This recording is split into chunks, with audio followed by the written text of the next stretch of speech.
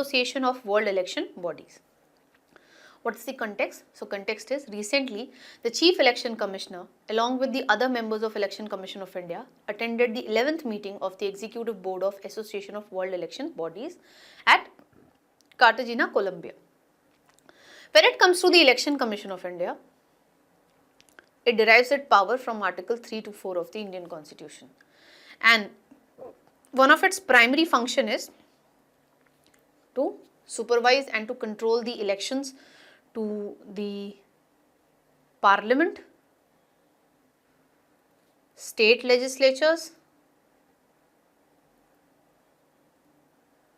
election to the post of Vice President and election to the post of President. So it has the power to supervise and control these elections. Coming to its composition,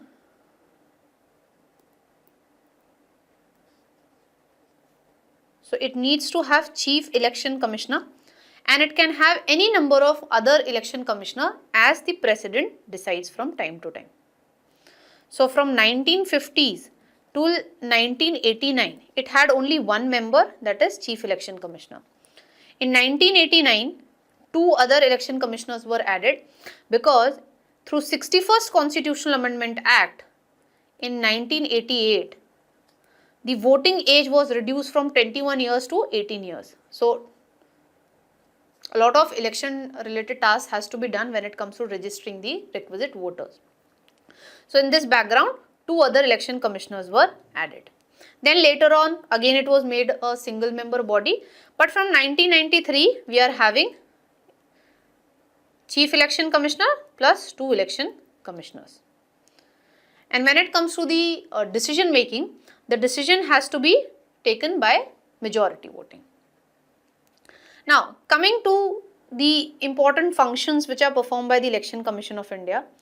So it announces the schedule of the elections, it prepares the electoral rolls, it registers the political party, grants them recognition as state or national party. It also allocates them election symbols. It also looks into the disputes between different political parties which relates to election symbols. It also monitors the conduct of the political parties as well as their candidates during the election campaigning period, etc. So this is regarding the Election Commission of India. Now, what is this body all about? So this body was founded in, this association was founded in 2013. It is the world's largest international organization in the field of election management, comprising of 121 election management bodies from 101 countries. Vision is to foster efficiency and effectiveness in conducting free, fair, transparent and participative elections worldwide. Now in this regard, let's just try and understand what all steps the Election Commission of India has taken in order to make sure that the elections in India are free, fair and transparent. So it came up with electors' photo identity card in order to address the issue of impersonation during the elections and bogus electors that were there. It came up with EVMs in order to further enhance the transparency of the election procedure. It came up with VVPAT, voters verified paper audit trail. So when it comes to VVPAT, when you cast the vote, a slip you get to see for a few seconds which would be containing the information with regard to the name of the candidate whom you have voted and the corresponding election symbol, so that you could verify that the person whom you wanted to vote, whether the vote has went to that particular candidate or not. Okay, so it further enhanced the transparency when it comes to the election procedure. Then it came up with Model Code of Conduct during 1960s. It is basically a set of guidelines which the candidates have to follow during the elections. It come into force from the very date the election schedules are decided, and it continues till the results are announced. So when it comes to Model Code of Conduct, what it basically contains is guidelines like the candidates cannot use caste or communal feelings in order to get votes. They cannot criticize the candidates belonging to other political party based on unverified accounts or unverified reports. And the ruling political party is not allowed to misuse the government machinery in order to get undue favors. Then it also came up with silence period. What is this silence period? So 48 hours before the elections, okay, the political parties are not allowed to showcase election related matters on televisions and other platforms, so that the voters get due time to calmly decide whom they should vote. Then it came up with sweep program, which is related to voter awareness. So in this program, the Election Commission of India is taking it is organizing various programs in order to make the voters aware with regard to their right to vote. So these are the major steps that Election Commission of India has taken in order to ensure free and fair elections in India. Now, when it comes to the composition of this very association, it is composed of General Assembly, Executive Board, Oversight and Audit Committee and Secretariat, which is in Seoul, Republic of Korea. What are the programs which are undertaken by this very association? So, Election Management Capacity Building Program to enable election officers to further develop professional capability and explore ways to address the challenges which are faced by election management bodies. Let's look into the challenges which are faced by Election Commission of India when it comes to the organizing elections in India. First is rampant violation of Model Code of Conduct, which we witnessed with the launch of Namo TV during 2019 election. Now this channel was related to the ruling political party, that is the BJP, and this channel continued to showcase election related advertisements which were pertaining to the ruling political party even during the silence period. Then there is a menace of fake news and paid news, wherein the candidates pay to the newspaper houses or to the media houses in cash or in kind, so that these media houses or these newspapers basically display the news in such a manner which give undue favor to a particular candidate or a particular political party. In this regard, the ECI has also recommended that when it comes to this issue of paid news, stringent provisions, stringent punishment should be given to the candidates who are engaging in this phenomena of paid news. So paid news, as has been defined by Press Council of India, is basically publishing of a news or analysis of a news which is done in return of cash or in return of kind. Then there are also issues with regard to electoral rolls. Certain disadvantaged sections are excluded from the electoral rolls, like sex workers, like transgender, urban homeless people, circular migrants that are there, etc. Then there is also an issue of freebie culture, or we call it as Revdi culture nowadays. It again, enable the candidates and the political party to exercise undue influence on the voters.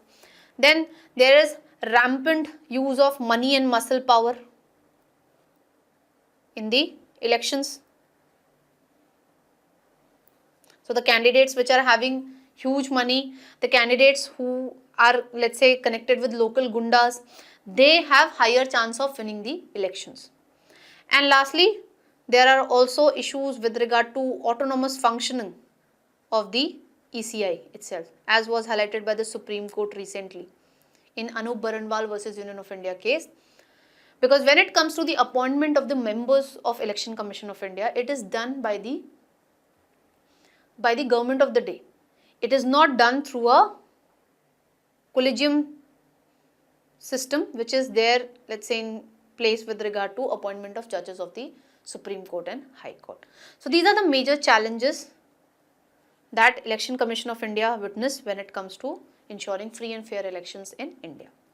Now, another program which is launched, which is undertaken under this association, is specialized training program for policy making authorities and engineers to strengthen their election management capacity using ICT in practice.